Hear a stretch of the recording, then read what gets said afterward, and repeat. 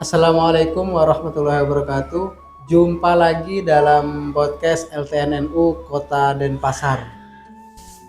Alhamdulillah pada hari ini dengan tema Ramadan dan tradisi di Bali, kita mengundang Saudara Mas Syahrial dari PW Isnu Bali. Bagaimana kabar hari ini puasanya Mas Syahrial? Alhamdulillah, luar biasa, masih tetap semangat. Tetap semangat ya, tetap semangat. Untuk teman-teman yang ada di rumah yang sedang menonton, semoga selalu tetap semangat dalam menjalankan ibadah puasa Ramadan dan selalu mencari kegiatan-kegiatan yang bermanfaat, entah untuk jasmani ataupun rohaninya. Memasuki podcast minggu keempat kali ini dengan tema Ramadan dan tradisi di Bali, begitu banyak pembahasan yang perlu mungkin saya tanyakan kepada narasumber kita hari ini dengan tema Ramadan dan tradisi di Bali. Pada kesempatan kali ini cukup banyak ini pertanyaan-pertanyaan yang ingin saya tanyakan kepada tamu kita hari ini. Pada kesempatan kali ini saya ingin banyak tahu nih tentang Ramadan yang ada di Bali, Mas. Jadi begini, kalau di Jawa ini sebelum memasuki bulan Ramadan biasanya ada acara di musola gitu atau antar tetangga kalau nggak salah. Itu saya pernah dengar namanya menggengan. Ya. Nah, kalau di Bali ini apa nih tradisinya nih untuk menyambut ke bulan Ramadan? Jadi karena saking bahagianya dengan bulan Ramadan. Nah, di Jawa itu kan ada namanya menggengan. Nah, kalau di Bali ini apa ini kira-kira ini? Baik, terima kasih Mas Ridwan, bahwa kita ini tahu di Pulau Bali ya, untuk di daerah Denpasar dan Badung ini mayoritas banyak muslim, akan tetapi dari Jawa. Dari Jawa, benar. Dari Jawa Timur, ada juga dari Jawa Barat. Benar. Mayoritas kedua di Bali lah muslim. Enggak, ini yang muslimnya dulu yang berdiri besar. Kalau keseluruhan. Artinya begini, bahwa tradisi yang kita lihat di kalangan muslim menyambut Ramadan istilahnya, ini ada tradisi kumpul-kumpul sebelum makan, itu kita berdoa bersama. Kirim doa untuk leluhur, orang tua, buyut, kakek yang sudah meninggal. Nah, keturunan dari muslim yang ada di Bali yang dari Jawa ini menyebutnya megengan. Nah, kalau di daerah Jawa Barat itu dikenal unggahan, ambil dari kata unggah, artinya naik. Nah, bagaimana nanti ketika menjelang Ramadan derajat keimanannya ini bisa naik. Oh, lebih taat lagi dalam beribadah. Iya, gitu ya? Betul, seperti itulah. Nah, ini biasa dilakukan menjelang akhir Sya'ban. Akhir Sya'ban. Atau juga di bulan Sya'ban ini ada tradisi ziarah ke makam orang tua atau keluarga kita yang sudah menikah. Karena jauh, nah, maka kemudian bisa mengundang tetangga, saudara-saudara, kemudian kumpul di surau, masjid atau musola atau di masjid untuk kirim doa itu. Oh, berarti begini, karena biasanya ini saudara-saudara muslim yang ada di Bali ini kan rata-rata banyak merantau ya. Ya.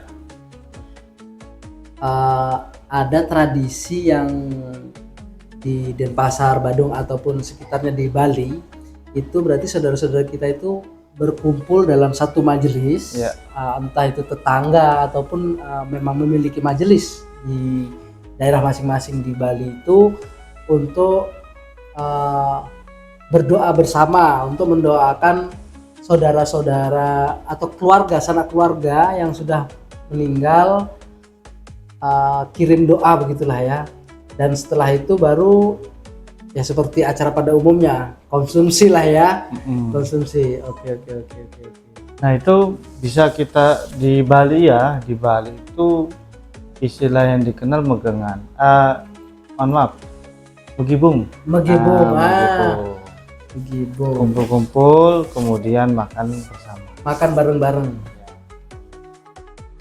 Cuma kalau megibung ini kan kalau nggak salah ya makan bareng-bareng sih memang. Iya. Makan bersama gitu ya. Benar. Emang itu bahasa Bali sih. Oke. Habis itu ini lagi. Dalam tradisi di Bali kan cukup kental, Mas. Ya. Ada pertanyaan begini, bagaimana kalau dalam pada saat Ramadan ini ada hari raya Bali yang akan dirayakan pada bulan Ramadan. Jadi begini, semacam kayak Nyepi jatuh pada bulan Ramadan. Oke. Habis itu saudara muslim kan tarawih ini. Nah, ini gimana nih untuk menyiasati tradisi yang dari saudara kita Hindu dan kita sebagai muslim agar bisa selaras tetap berjalan bersama begitu. Bahasanya itu menyikapi, Mas. Menyikapinya begini, bahwa untuk tahun lalu ya, ini kita flashback tahun lalu. Oke. Biasa dari pemuka agama, KUB yang untuk muslim, kemudian MDA dari yang Majelis Desa Adat, kemudian PHDI atau di tokoh-tokoh muslim dengan Hindu dan semuanya itu dengan MUI juga itu biasanya melaksanakan musyawarah menyikapi Ramadan yang di situ muslim ini melakukan taraweh, puasa, kemudian bertepatan dengan Nyepi. Maka ada beberapa poin-poin yang kemudian harus diperhatikan. Contoh, ketika taraweh, maka bolehlah muslim yang rumahnya dekat dengan musola atau masjid ini keluar, tapi dengan jalan kaki. Oh iya. Dengan kemudian tanpa menggunakan Kendaraan. pengeras suara. Oh. Tapi itu tetap dijalankan. Nah, tetap proses sholat tarawih itu tetap dijalankan, hanya tanpa menggunakan alat pengeras suara atau kemudian tanpa dinyalakan lampu. Nah, ya memang itu adalah bagian dari cara kita menyikapi untuk bisa saling menjaga toleransi. Nah, untuk di tahun ini, nah ini berbeda ya, karena Ramadan ini hitungan kalender hijriahnya mundur terus, Benar. maju terus. Nah, sekarang tahun ini diprediksi bisa jadi Ramadan tahun ini nyepinya itu ada di akhir Sebelum Idul Fitri. Artinya kalau kemudian nyepi ini adalah malam nyepinya itu bertepatan dengan malam takbir, nah Nyepinya bertepatan dengan malam takbiran. ya, maka adalah kemudian kita mampu menyikapinya dengan arif ya. Contohnya apa? Tradisi-tradisi kita yang biasa menggema, yaitu takbiran keliling, Takbir keliling. atau pawai obor, atau kemudian takbir di masjid menggunakan pengeras suara. Ini Ya. bisa jadi ditiadakan. Ditiadakan. Kalau mau takbiran ya tetap boleh, tapi ya tanpa menggunakan Pengeras suara. Jadi seperti tetap berjalan, tidak dilarang gitu. Oke. Coba begini. Seumpama kita bertepatan dengan Nyepi ini malam takbiran. Berarti memang ada tradisi di Bali itu takbiran keliling. Ada. Di beberapa Ataupun kayak takbir keliling, menghidupkan obor. Kayak di Jawa ini kan ada nih. Kalau di Jawa itu bisa dibilang kayak keliling alun-alun itu. Ya. Nah, pakai mobil, benar-benar terasa nih kemeriahan dalam menyambut suasana Idul Fitri bulan Syawal tersebut gitu loh. Nah, kalau di Bali sendiri itu apakah emang ada atau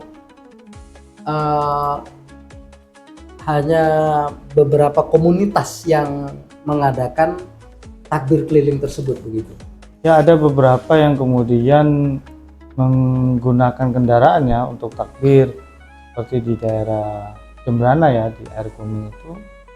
Di sana menggunakan kendaraan, tapi hanya beberapa desa saja yang dilalui dengan menggunakan kendaraan mobil ataupun motor. Sambil takbiran, bawa beduk kan begitu. Nah, kalau itu bertepatan dengan malam Nyepi, hari Nyepi ya, hari Nyepinya. Ini bisa kemudian itu ditiadakan dengan konteks bahwa kita saling menghormati lah. Benar. Dalam konteks kita tetap menjaga toleransi antar umat beragama, kita tidak mengedepankan ego, dan solusinya yaitu kita tetap diperbolehkan takbir tapi tidak menggunakan pengeras suara atau kemudian dengan menghidupkan lampu. Itu bisa dibilang di surau masing-masing yang memang dekat dengan tempat tinggalnya. Dekat dengan tempat tinggal. Seumpama kayak di Denpasar nih, jadi kayak saudara-saudara kita yang ngekos jauh dari masjid, ya tidak perlu harus kekeh untuk ke masjid mungkin ya. Karena bisa jadi nanti kalau seumpama sampai posisinya kekeh ini jadi ribut kayaknya ini. Ya, nah ini maka biasanya dari tokoh agama kita, perwakilan dari MUI, dari NU, dari Muhammadiyah dan ormas lainnya itu biasanya musyawarah kemudian mencari kesepakatan agar kemudian disosialisasikan kepada warganya, agar kenyamanan dan keamanan di hari Nyepi dan malam Nyepi itu atau di malam takbir ini tetap kondusif, tidak sampai terjadi hal-hal yang kemudian tidak diinginkan. Apalagi kita ini bukan hanya di bulan Ramadan menjaga nafsu, bukan hanya menjaga lapar dan haus, tapi ya juga harus mampu menjaga nafsu atau ego, emosi lah ya. Bagaimana kita itu menjadi umat yang kemudian mampu menjaga toleransi. Nah, ini di bulan Ramadan ini kan ada ibadah-ibadah sunnah yang memang rutinitas dalam bulan Ramadan itu harus dikerjakan dalam satu bulan, kayak sholat raweh. Sholat raweh di Bali lah, khususnya mungkin di Denpasar atau Badung gitu, suasananya itu gimana? Ya, sholat taraweh ini untuk di Bali baru ada ditemukan 2 versi saja, Mas. 20 rakaat dengan witirnya dan 8 rakaat ditambah witir menjadi 11 rakaat. Untuk versi yang 36 rakaat ditambah 3 masih belum ditemukan. Oh, jarang atau belum ada memang?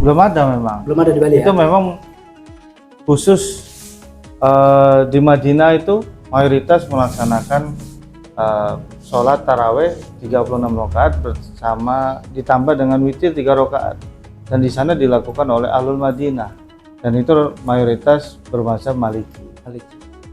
Untuk di Bali sendiri Luang 20 rakaat saja kadang ada yang minta diskon itu. Kadang malah lebih banyak yang suka yang 11 rakaat kayaknya. Nah, kan kalau kita pelajari ya, kalau kita baca sirahnya bahwa 20 rakaat itu dilakukan oleh sahabat Umar bin Khattab. Betul. Nah, sahabat Umar bin Khattab ini adalah salah satu sahabat Nabi yang kemudian dikenal cerdas, selain pemberani ya, itu dikenal cerdas dan memang dalam konteks keilmuan agamanya ini tidak diragukan oleh sahabat yang lain bahwa sholat tarawih ini adalah sholat yang memang dilakukan hanya ada di bulan Ramadan ya. Benar. Atau dalam hadis Rasulullah masuk kategori qiyamul lail. Bagaimana hadisnya Nabi, man qama ramadhana imanan wa ihtisaban ghufira lahu ma taqaddama min dzambi. Maka barang siapa yang melaksanakan qiyamul lail di bulan Ramadan dengan iman dan ikhlas, maka dosa-dosa yang telah lalu itu diampuni. Dan kita tahu bahwa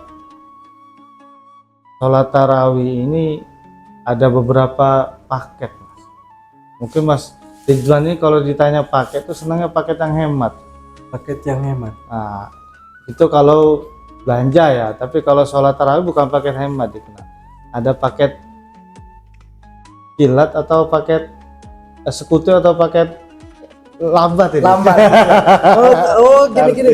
Saya pernah ini. Saya pernah ini. Pernah tahu. Jadi kayak gini. Taraweh 20 rakaat ya kayaknya tadi 21 atau 20 ya? 20 rakaat. 20 rakaat ya.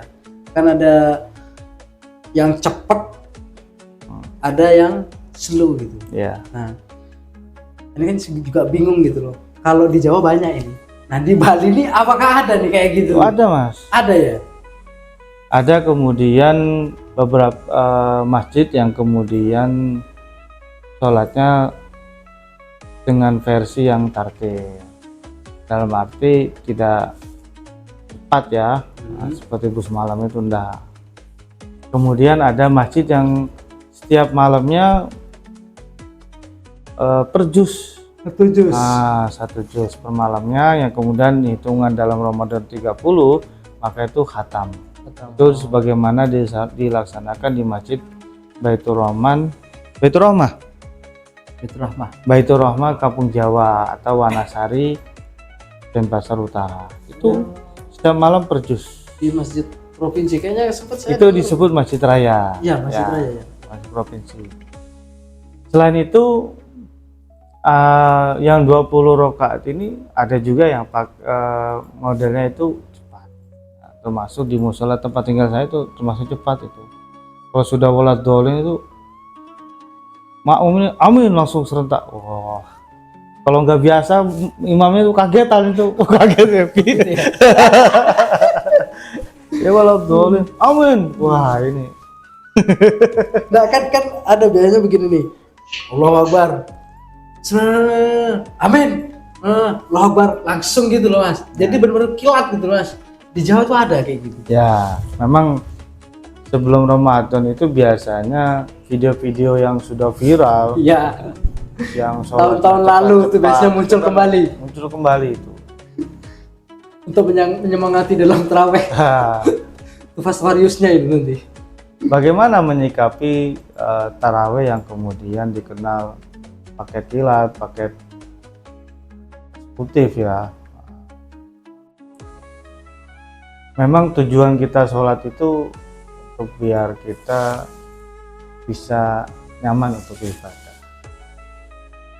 Sehingga pilihan kita itu mana yang kemudian bisa menenangkan hati kita. Kalau kita sholat kemudian lama, hati kita ngeluh juga sholatnya bisa nggak ikhlas itu. Sia-sia. Nah, Malah cuma capek aja dapetnya. capek aja. Lalu bagaimana? Ya silakan. Sholatlah di masjid atau musola yang kemudian sesuai dengan ketenangan hatinya. Atau karena apa? Kalau di Masjid Dalung ya, ada masjid di Dalung itu Masjid Al Hikmah apa ya? Kalau nggak salah ya. Masjid atau musola? Masjid. di Dalung Guanji. Kalau di sana karena jamaahnya ini ada yang 11 dan 23, maka yang sholat pertama ini imamnya adalah yang 11 rakaat. Nah, kemudian kalau dia sudah selesai di hitungan 8, dia mundur imamnya ini. Nah, diganti yang memang imamnya adalah 23 rakaat. Berarti belum sholat witir dulu itu? Ya enggak, mereka terpisah. Tapi dalam satu lokasi. Ya, itu fenomenanya. Ini baru tahu saya. Nah, kemudian kalau di Masjid Agung Sudirman itu 8 rakaat. Langsung 3. Tapi nanti kalau mau lanjutkan di rakaat ke selanjutnya sampai menjadi 23, Ya. witirnya ditunda. Itu nanti menjelang mau sahur jam 3. Oh, sekalian sholat tahajud nih. Ya, itu yang fenomena di Masjid Agung Sudirman. Kalaupun ada yang 23 rakaat langsung itu banyak. Yang 11 rakaat langsung ya. Oke. Itu tadi pembahasan soal traweh, ada beberapa macam yang ada di Bali, Mas ya. Ya khususnya daerah Denpasar, dan beberapa ada di Badung, ataupun juga di daerah lain di Bali lah ya. Nah ini gini, untuk saudara-saudara muslim kita di Bali ini menjelang hari raya lebaran pasti mudik nih. Nah kayak Mas Ariel sendiri ini kan mudik gak kira-kira ini? Mudik ya. Mudik. Tahun ini mudik ya. Mudik 15 hari sebelum hari raya atau 2 hari sebelum hari raya, karena nih kayaknya nyepi nih kayak tahun ini nih. Ya. Biasanya teman-teman kita atau saudara-saudara kita muslim biasanya H-1 tuh ya, itu yang paling terakhir dah.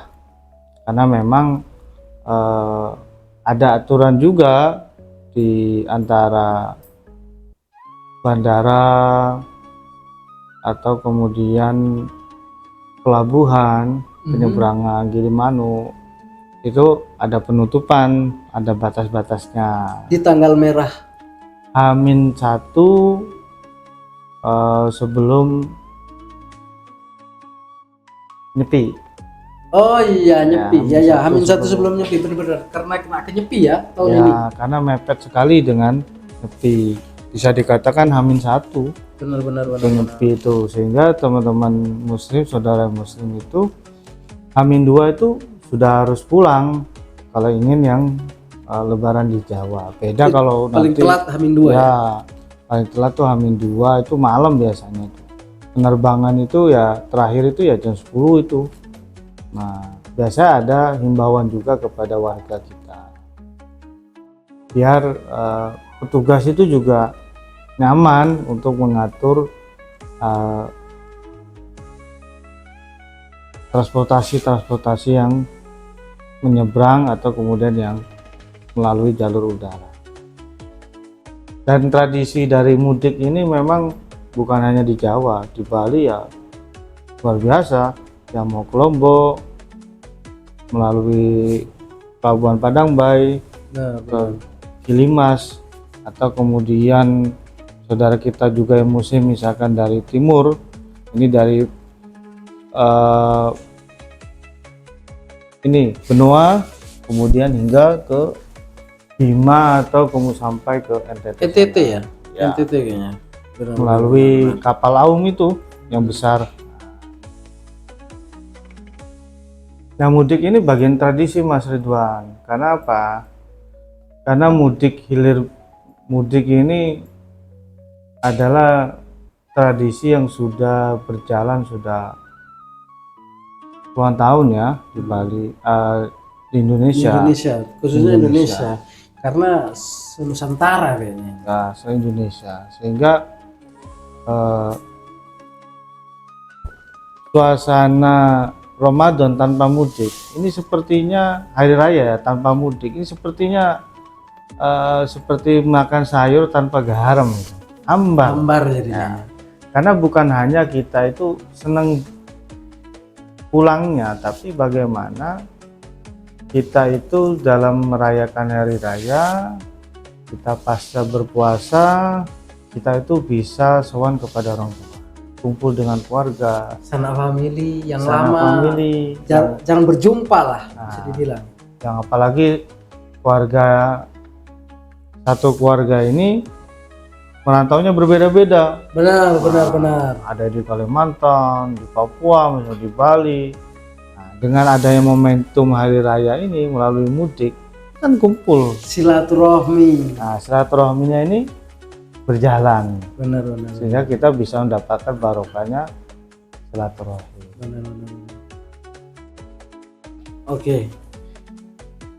Selain anggap gini, kalau mudik ini kan anggap tradisi bisa dibilang Indonesia punya lah ya. Ya. Indonesia punya. Kalau di Bali sendiri seperti Buleleng ini kan banyak yang sudah memang menetap. Apakah ada tradisi yang saya dulu kecil di Jawa itu dengan tetangga non muslim pada saat Lebaran itu kita juga datangi ke rumahnya tetangga kita. Jadi mereka memang semacam kayak ikut merayakan Idul Fitri itu. Apakah di Bali ya kayak di Buleleng yang setahu saya kayaknya lebih banyak orang sudah menetap di sana. Apakah ada seperti itu? Jadi bisa dibilang ikut saling berbahagia bersama begitu. Ya. Apakah ada itu?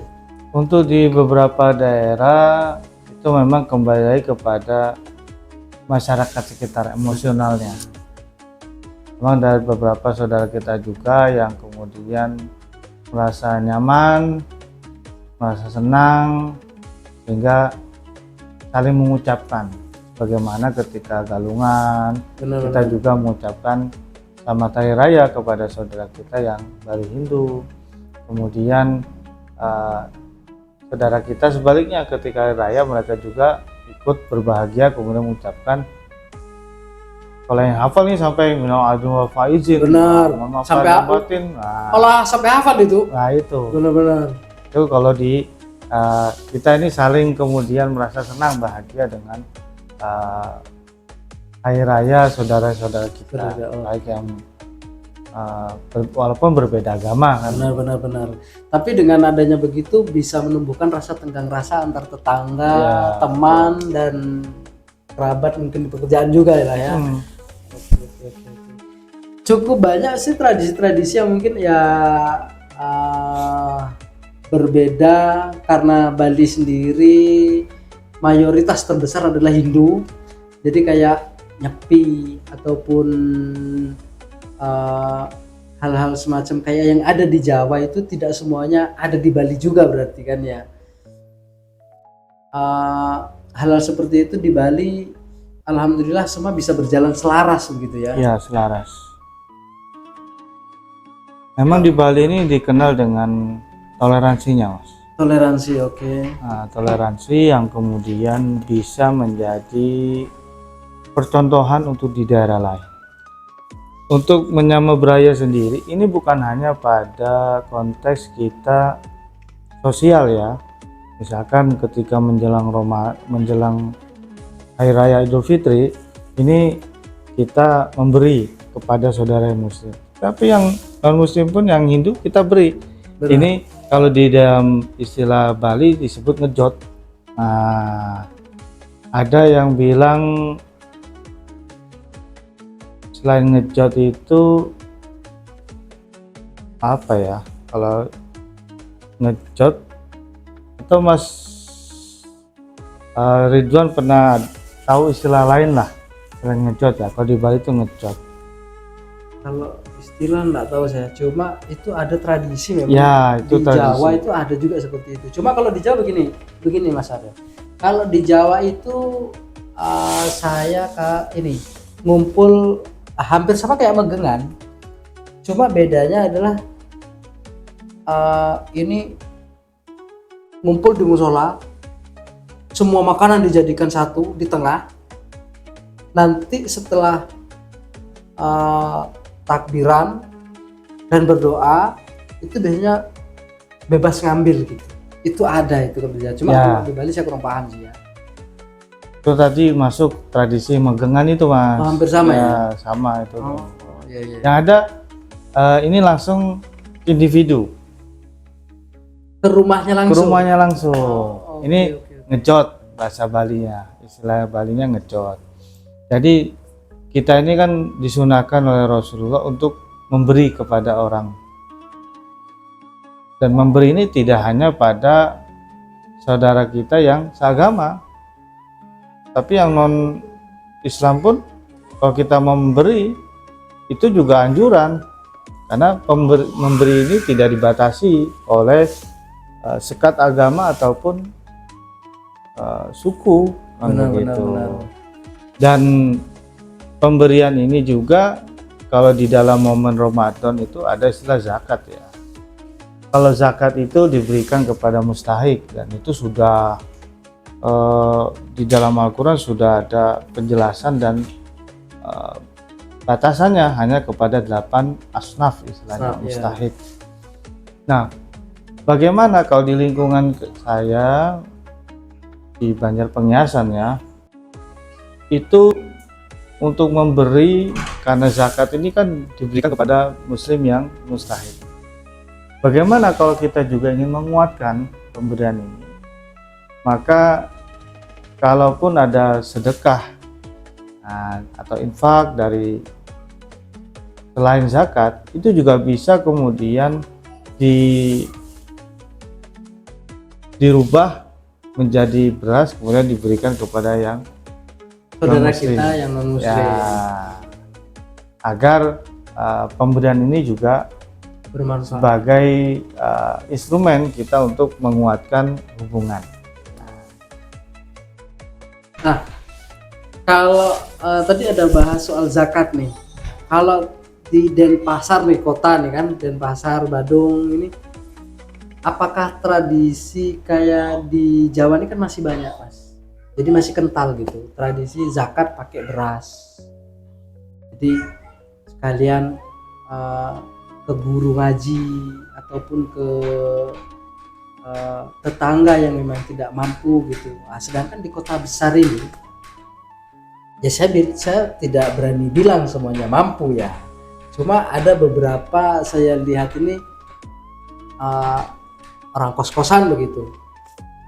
Itu kayak orangnya mampu-mampu semua. Jadi kan bingung kalau mau ngasih beras ke tetangga serba salah gitu. Nah, ini di Denpasar tuh tradisi zakat itu seperti apa saja gitu. Zakat ini ibadah, Ya. bukan tradisi mas. Oh, bukan tradisi. Ya? Zakat ini adalah ibadah, yang ini perintah. Iya, iya. Lalu bagaimana ketika pengurus zakat atau pengelola zakat kemudian bisa zakatnya ini diberikan tepat sasaran kepada mustahik? Maka ada beberapa pengurus zakat ini, atau bisa disebut LAS atau badan amil zakat, kemudian atau panitia ya, masjid musola yang kemudian melaksanakan zakat itu. Maka ada istilah tim lapangan untuk mendeteksi benarkah dia kategori miskin atau fakir. Oke. Karena ini adalah soal agama, dan itu harus panitia zakat atau pengurus zakat itu harus mampu mengerti tentang fikih zakat. Jangan sampai panitia tidak mengerti zakat sehingga zakat ini tidak tepat sasaran. Memang tadi yang disampaikan Mas Ridwan itu, yang tinggal di kos-kosan emang tidak punya rumah, tapi ternyata di Jawa punya rumah. Sedangkan kategori miskin apalagi fakir ini tidak memiliki aset. Rumah ini aset mas, rumah ini aset. Walaupun dijual ternyata bisa 100 juta, uang 100 juta itu bisa dikelola untuk Bisnis. bisnis. Jadi ya harus ada tim lapangan.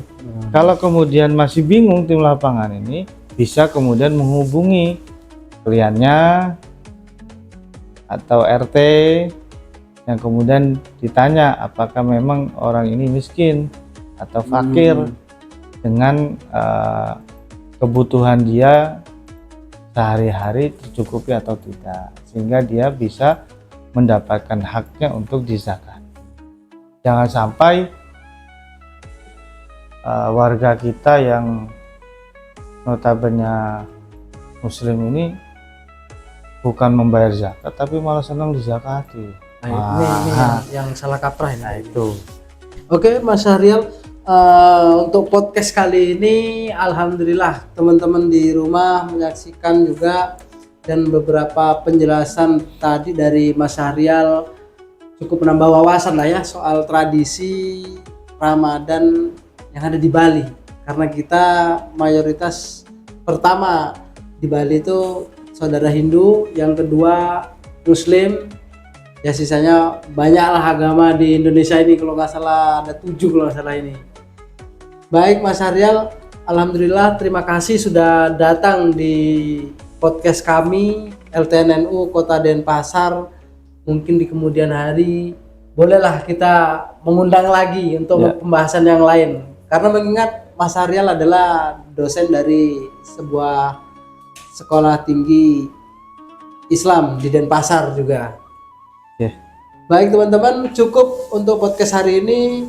Mungkin terakhir Mas, ini saya sampaikan. Oh ya, mungkin ada yang mau disampaikan. Ya. Boleh. Kita ini adalah muslim yang pahalanya besar puasa di Bali. Oh bisa itu? Kenapa? Tantangannya luar biasa, berbeda dengan di Jawa, Kalimantan, Sumatera. Kita ini pahalanya besar. Kenapa? Di Jawa, di Sumatera, Kalimantan, mayoritas muslim biasanya tutup Mas. Warung-warung tuh tutup. Benar. Di Bali, alhamdulillah Tetap buka. Iya. Benar. Salah masuk itu warung kita bisa makan. Asli, nggak ada yang tahu lagi. Gak ada itu. tahu. Wah, benar tuh. Dan yang bertugas di villa, di hotel, atau kemudian tugasnya dekat pantai, ini bisa los ya? wah los itu. Iya. Pandangan mata itu los sekali. Los dah itu. Tetap tidak bisa dihindari itu. Tergantung Kalau kita mana. bisa menjaga, wah itu luar biasa Pahalanya puasa. besar. Inilah bedanya puasa di Bali dengan di luar lain, daerah lain. Itu Mas Ridwan. Iya. Alhamdulillah. Ini yang terakhir ini tadi cukup menantang memang, tapi memang di Bali pada kenyataannya memang seperti itu Mas. Ya, betul. Oke teman-teman semuanya, terima kasih sudah menyaksikan podcast di minggu keempat bulan Ramadan yang